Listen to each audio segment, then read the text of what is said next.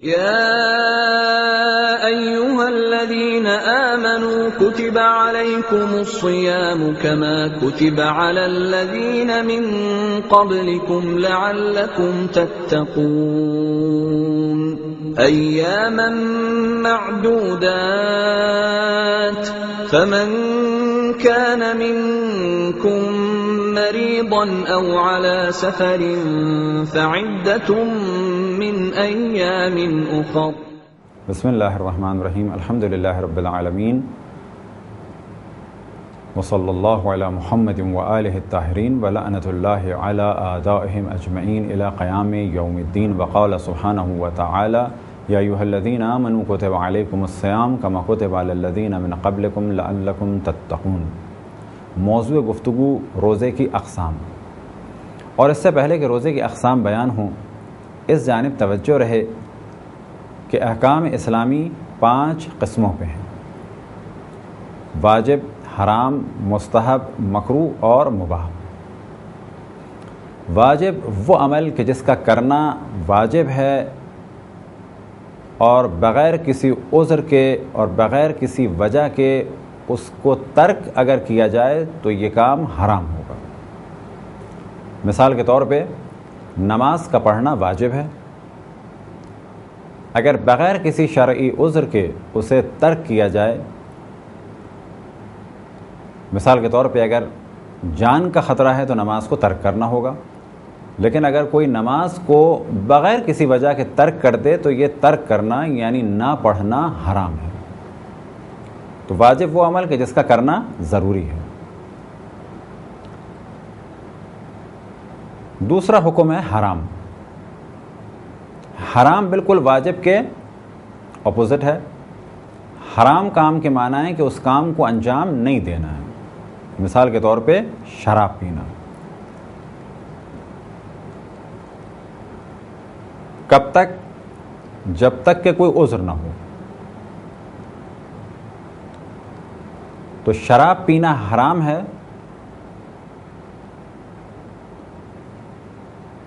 لیکن اگر جان کا خطرہ ہو، فرض کریں کہ کسی ایسی جگہ ہم ہیں کہ اگر شراب نہیں پئیں گے تو جان چلی جائے گی۔ مثال کے طور پہ کسی ہم بیابان میں ہیں اور ایسا پانی ہمارے پاس ہے جو شراب سے نجس ہو چکا ہے، تو جب تک دوسرا پانی ہمارے پاس ہے اس وقت تک یہ پانی ہمارے لیے پینا حرام ہے۔ اب اگر ایک دن کے بعد ہمیں پانی مل جائے گا اور ہمیں پتہ ہے کہ ہم ایک ایسی جگہ پہنچ جائیں گے جہاں پر پانی مل جائے گا اور ایک دن انتظار کیا جا سکتا ہے، تو یہ شراب یا شراب سے نجس پانی پینا حرام ہے۔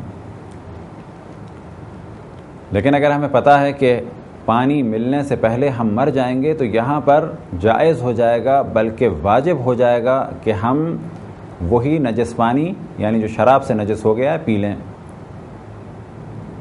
بس ایک اسلام میں حکم ہے واجب کہ جس کا کرنا ضروری ہے، جیسے کہ نماز، اس کے بالکل برخلاف، بالکل اس کے اپوزٹ ہے حرام، یعنی اس کا کرنا حرام ہے۔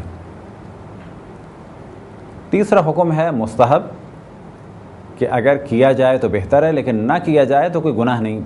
مثال کے طور پہ غسل جمعہ، اگر کر لیا جائے تو بہت ثواب، لیکن نہ کیا جائے تو گناہ نہیں۔ چوتھا حکم ہے مکروہ، یعنی نہ کیا جائے تو بہتر ہے، لیکن اگر کر لیا جائے تو کوئی مذائقہ نہیں۔ مثال کے طور پہ ایسی جگہ نماز پڑھنا کہ نماز کے دوران وہاں سے لوگ گزرتے ہوں بالکل سامنے سے، ایسی جگہ نماز پڑھنا مکروہ ہے۔ کیا معنی؟ کہ نماز نہ پڑھیں ایسی جگہ تو بہتر ہے، لیکن اگر پڑھ لیں تو کوئی حرج نہیں۔ پانچواں حکم ہے مباح، کریں یا نہ کریں برابر ہے۔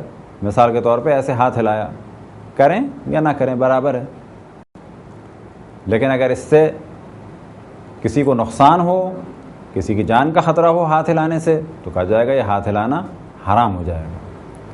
لیکن بغیر واجب اور حرام کے، یعنی کوئی اس میں واجب ہونے کا پہلو نہ ہو، کوئی اس میں حرام ہونے کا پہلو نہ ہو، تو پھر کہا جائے گا اس طرح سے ہاتھ کو حرکت دینا مباح ہے، نہ واجب نہ حرام نہ مکروہ نہ مستحب بلکہ مباح ہے۔ البتہ بعض مباح اعمال اگر اللہ سبحانہ و تعالیٰ کی خوشنودی کے لیے کیے جائیں تو وہ مستحب ہو جاتے ہیں۔ مثال کے طور پہ پانی عام حالات میں پینا، کہ جب جان بچانے کا دار و مدار اس پانی پینے پہ نہ ہو، یعنی اس وقت ہم پانی پئیں تو کہا جائے گا مباح ہے، لیکن پانی پیتے وقت اللہ سبحانہ و تعالیٰ کا شکر کریں، یا یہ کہ نیت یہ ہو کہ میں پانی پی رہا ہوں تاکہ نماز کے دوران مجھے پیاس محسوس نہ ہو۔ اب اگر کوئی انسان پانی پیے، کوئی شخص پانی پیے، تو کہا جائے گا کہ یہ پانی پینا مباح تھا، لیکن نماز میں خضوع و خشوع کے لیے یا اللہ سبحانہ و تعالیٰ کی خوشنودی کے لیے جو اس نے پانی پیا تو یہ مباح کام اب مستحب ہو گیا۔ احکام اسلامی 5 اقسام کے ہیں۔ ممکن ہے کہ ان کو مد نظر رکھتے ہوئے کسی کے ذہن میں یہ سوال ابھرے کہ شاید روزے بھی 5 اقسام کے ہوں گے، لیکن روزے 5 اقسام کے نہیں بلکہ 4 اقسام کے ہیں: واجب روزے، حرام روزے، مستحب روزے اور مکروہ روزے۔ مباح روزے کا اسلام میں کوئی وجود نہیں ہے۔ وجہ کیا ہے کہ مباح روزے نہیں ہیں؟ وجہ یہ ہے کہ اگر سال کے وہ ایام کہ جن میں روزہ رکھنا واجب ہے اور وہ ایام کہ جن میں روزہ رکھنا حرام ہے اور وہ ایام کہ جن میں روزہ رکھنا مکروہ ہے، ان کے علاوہ جتنے بھی ایام ہیں ان میں روزہ رکھنا مستحب ہے۔